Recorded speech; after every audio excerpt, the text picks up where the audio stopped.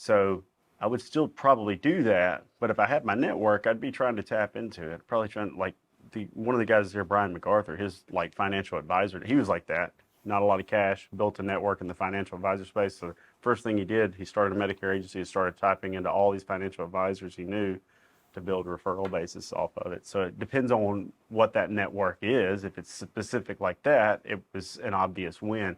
But if it's just a lot of people know me in town, for whatever reason, then I'd still probably work that and use it to my advantage.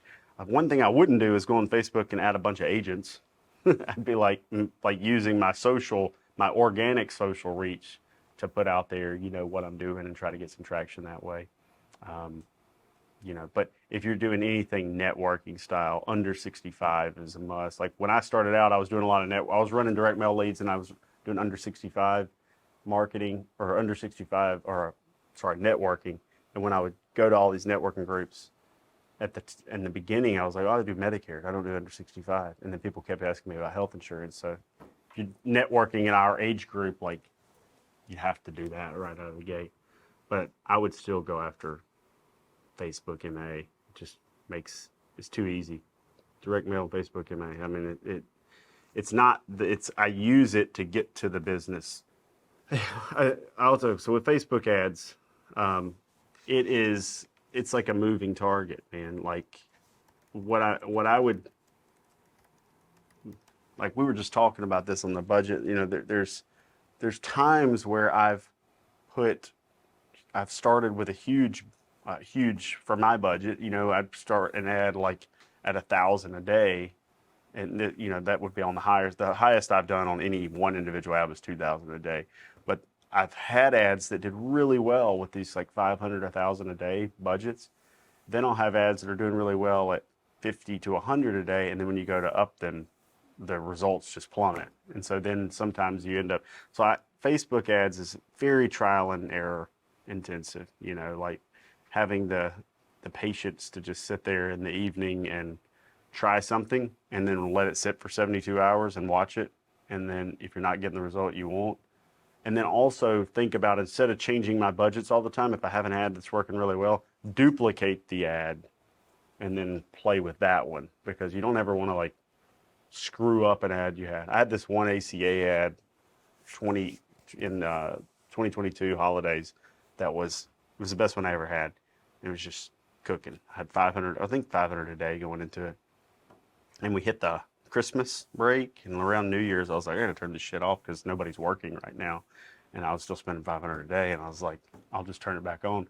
Turned it off. When I went to turn it back on, like January 4th or 5th, they shut down the whole ads account. All of a sudden, said that the ad was out of regs. I'd spent a lot of money on that ad. And so I don't recommend doing that anymore, but just know if you're messing with Facebook, you're always going to have weird shit like that. They use AI and algorithms to make decisions and then getting them to overturn it. It's not like calling Walmart customer service. They just won't communicate with you. So, I mean, you literally just have a campaign and there's a button under it, you can click duplicate. Once you duplicate it, you can change anything you want to on there. I mean, technically I could just duplicate it just like it is and publish it and see how it does. And then I have two. And that's like, let's say I'm spending 50 a day, instead of going to 100 when it's cooking, maybe I just duplicate it. Now I got 250 a day there, just to see if that works better. Because social media marketing is like so finicky that you have to understand that Facebook doesn't have a trick to give you better leads. They don't even know what's going to give you better leads, because it's not like there's somebody on the other side like, okay, give him another lead. He's earned it. It's not, it's just who's going to respond to it, how big is the audience, so it's a lot of understanding the variables, trying things, and then when it works really well, so big tips on it. It's so silly, but change one variable at a time on a Facebook ad. Never change multiple variables, because then if it works or it breaks, you don't know what made it work better or what broke it, because you changed too many variables. Just change one variable at a time. Wait 72 hours to see how that variable changes it.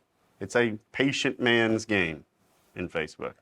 But once you get an ad really doing well, then you just want to leave it alone and let it keep doing its thing.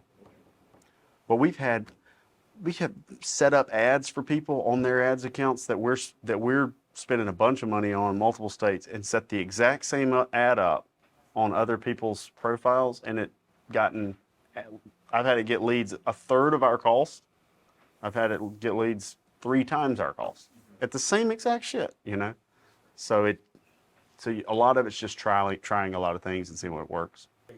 That's because I tried, so we had some pretty expensive webinar leads coming in, and I was okay with it, thinking that my close rate would be a certain level, and then close rates weren't where I wanted them.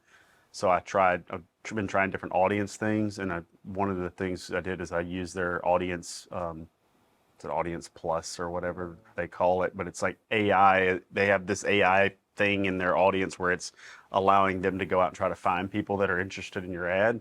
But first thing it did was it went and found every agent in every state that I was advertising in. But it's weird you would get it though, because I'm not doing it in Florida. Because I was in Texas. Oh yeah. And then when I was in Tennessee. That's another thing, is they removed the ability to say people who live in. There was a while where you could do you could say people who live in this state. Now it's just like people who are in that state. Yeah. So they're capturing the IP. Kidding me, man? This is the greatest conference all time. It's like nothing I've seen before.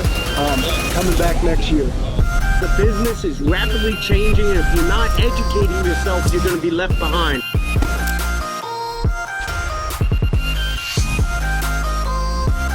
Great thing about Medicare Con and really any of these types of events, this one's so big, is you have all these people from chasing different pursuits in their business coming together and joining and sharing information. That's the best part of this. The conversations I've had with these guys right here, things that I wouldn't get just talking on the phone or anything like that. And the content here, it's been awesome. And Justin's done a great job, man.